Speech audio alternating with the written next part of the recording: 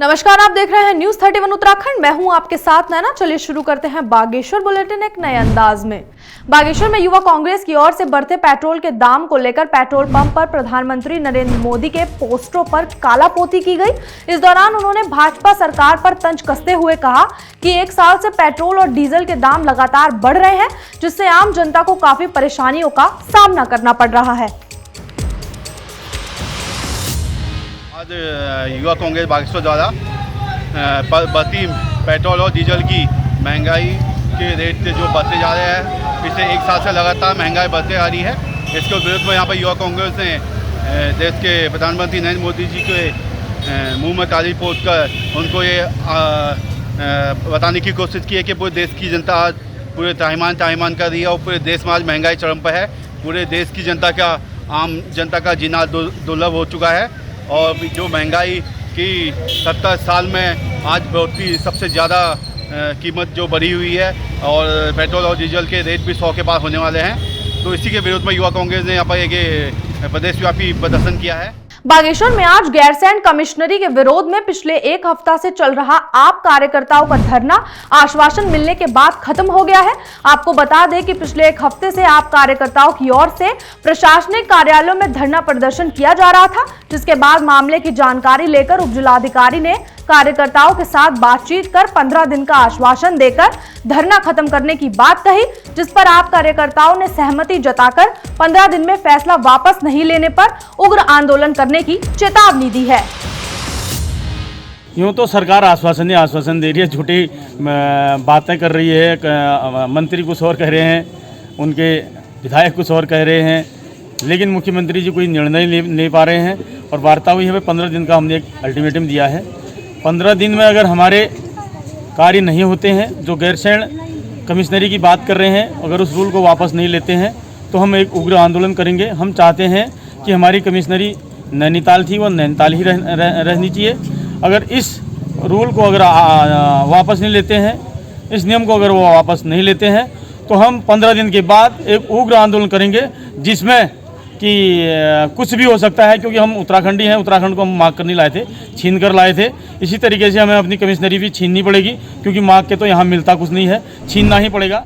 बागेश्वर में उत्तराखंड बुलेक संवर्गीय कर्मचारियों की ओर से 2 दिन का कार्य बहिष्कार किया गया। इस दौरान कर्मचारियों ने अपनी एक सूत्रीय मांग को लेकर तहसील कार्यालय में 2 दिन का धरना प्रदर्शन किया। वहीं संगठन के अध्यक्ष जगदीश परिहार ने कहा कि सरकार की ओर से कर्मचारियों के काम के लिए लाए गए नए कानूनों को जब तक निरस्त नहीं किया जाएगा, उनका विरोध जारी रहेगा। हमारा जो ये धरना प्रदर्शन है, ये राजस्व परिषद उत्तराखंड देहरादून से 9 फरवरी 2021 को एक आदेश हुआ है, जो तहसीलों में कार्यरत मुख्य प्रशासनिक अधिकारी और वरिष्ठ प्रशासनिक अधिकारी हैं, उनको तहसीलदार और नए तहसीलदार की अनुपस्थिति में तहसील के सभी कार्य करने का आदेश जो हुआ है, उसको निरस्त करने का हमारी एक सूत्रीय मांग है। पूरे उत्तराखंड में रजिस्ट्रार कानूनगो, राजस्व निरीक्षक, राजस्व उप निरीक्षक 22 और 23 को धरने में हैं, जो बोर्ड ऑफ रेवेन्यू के द्वारा निश्चित कर्मचारी, वरिष्ठ प्रशासनिक अधिकारी, मुख्य प्रशासनिक अधिकारी को नायब तहसीलदार और प्रभारी तहसीलदार नियुक्त किया गया है, जो जिसके विरोध में हम इस धरने पर बैठे हैं। अगर वो आदेश निरस्त नहीं हुआ तो हम 1 तारीख के बाद तीनों संवर्ग के जो हमारे बागेश्वर पहुंचे भाजपा के प्रदेश अध्यक्ष मदन कौशिक का कार्यकर्ताओं ने जोरदार स्वागत किया। इस दौरान प्रदेश अध्यक्ष ने बाबा बागनाथ के दर्शन के बाद भाजपा कार्यालय पहुंचकर कार्यकर्ताओं को संबोधित किया। वहीं उन्होंने कार्यक्रम में भाजपा सरकार की उपलब्धियां गिनाई। साथ ही उन्होंने 2022 के विधानसभा चुनाव में दोबारा भाजपा का परचम लहराने की बात कही है। तौर पर भगवान बागनाथ की इस पवित्र भूमि से मुझे अपने दौरे करने का सुअवसर प्राप्त हुआ है और यहाँ आकर मैंने भगवान बागनाथ से ये प्रार्थना की कि हमारा राज्य समृद्धशाली बने और हम देश के एक समृद्ध राज्यों में सम्मिलित हों। और मुझे यहाँ आकर प्रसन्नता, जो मैं कार्यकर्ताओं के चेहरे पढ़ रहा था, जो कार्यकर्ताओं के एक उत्साह देख रहा था, पिछले 4 सालों में पूर्ववर्ती सरकार से दुगने से ज़्यादा रोज़गार उपलब्ध कराए। हमने 7.5 लाख रोज़गार, चाहे वो सीधी भर्ती की बात हो, चाहे वो अन्य प्रकार के रोज़गार की बात हो, ये सीधे सीधे रोज़गार हमने 7.5 लाख दिए हैं।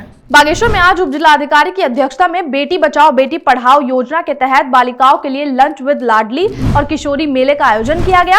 इस दौरान उप जिलाधिकारी ने छात्राओं का मार्गदर्शन करते हुए उनके करियर से जुड़ी बातें साझा की। वहीं छात्रों ने उप जिलाधिकारी से संवाद कर अपने प्रश्नों के उत्तर भी जाने। साथ ही मशाल संस्था के कलाकारों ने बेटी बचाओ बेटी पढ़ाओ नुक्कड़ नाटक से समाज को जागरूकता का संदेश भी दिया। हमें एसडीएम सर के साथ बात करने का मौका मिला और अपने करियर को हम किस तरह करियर को कैसे हम बेहतर बना सकते हैं और हमें अपने करियर के बारे में फोकस कर रहे हैं सर लोग, और जिसमें हमें बहुत अच्छा मार्गदर्शन हो रहा है। भारत सरकार की एक महत्वपूर्ण योजना है बेटी बचाओ बेटी पढ़ाओ, तो उसी के तहत आज ये कार्यक्रम लंच विद लाडली हमने आयोजित किया है। इसमें हमारा मुख्य उद्देश्य है जो गांव से दूर से बालिकाएं जो अध्ययनरत हैं, जो इंटर कॉलेजेस में पढ़ रही हैं, हायर एजुकेशन ले रही हैं या फिर जो कॉम्पिटिटिव एग्ज़ाम की तैयारी कर रही हैं, ऐसी बालिकाओं को एक जो है सही दिशा की तरफ जो है उनको गाइड करना।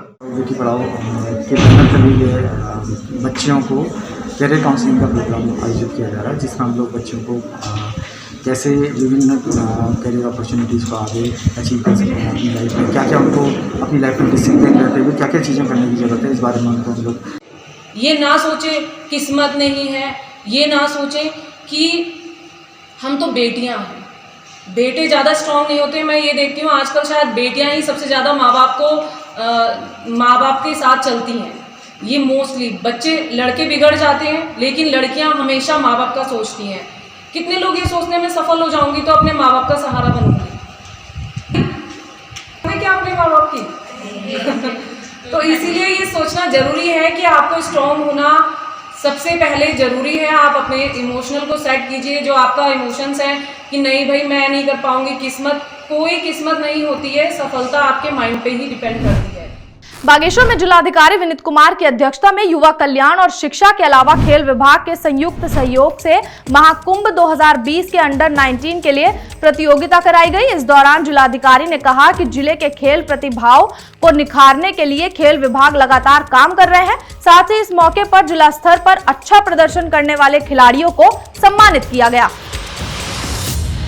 देखिए ये खेल महाकुंभ हमारा एनुअल इवेंट है और ये होना वैसे अक्टूबर नवंबर में चाहिए था, लेकिन क्योंकि उस समय कोविड का संक्रमण काफ़ी ज़्यादा था तो उसमें उस समय हो नहीं पाए थे।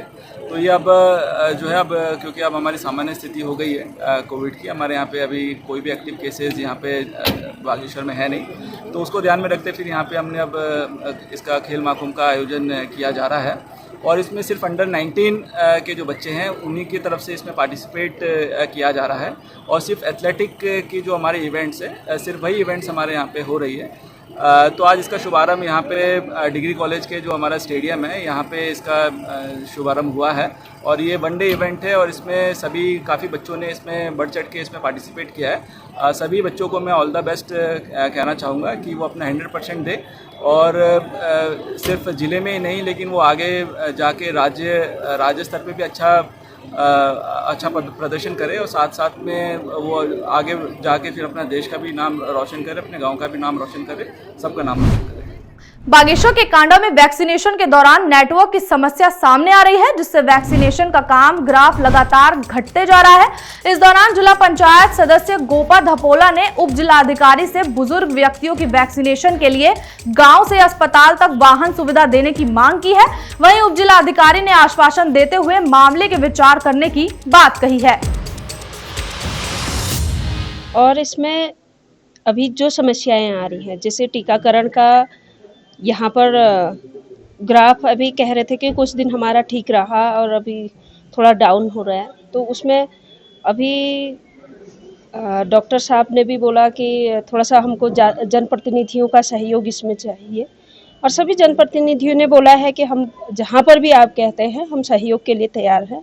और थोड़ा सा एक रिक्वेस्ट हम लोगों ने की कि गाड़ी की अगर सुविधा हो जाए, हमारे काफ़ी बुजुर्ग लोग हैं, अभी बच्चे सभी के बाहर हैं और माता पिता दो ही लोग, लगभग बुजुर्ग लोग ही गांव में हैं।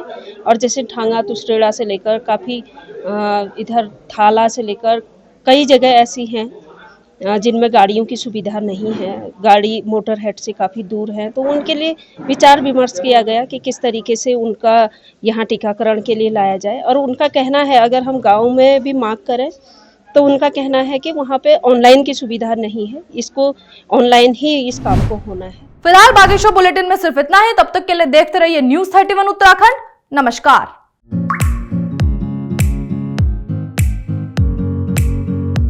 ग्रीनी सोलर एनर्जी लेकर आया है आपके शहर हल्द्वानी में एल्कलाइन वाटर प्यूरिफायर और सोलर एसी के साथ लाइट्स, जिससे आपको और आपके परिवार को मिलेगा नेचुरल मिनरल वाटर और 60 वॉट की लाइट्स में 6000 वॉट के बल्ब की जितनी रोशनी।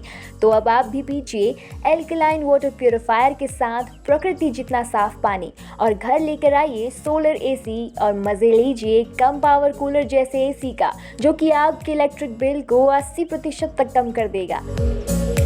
जो वाटर इंटेक होता है 7 PS से ऊपर का वाटर बेस्ट होता है, जो हाइड्रोजन या नेगेटिव ORP के लिए ORP को अच्छा करता है, तो उसी के लिए एल्कलाइन के बहुत सारे फायदे हैं।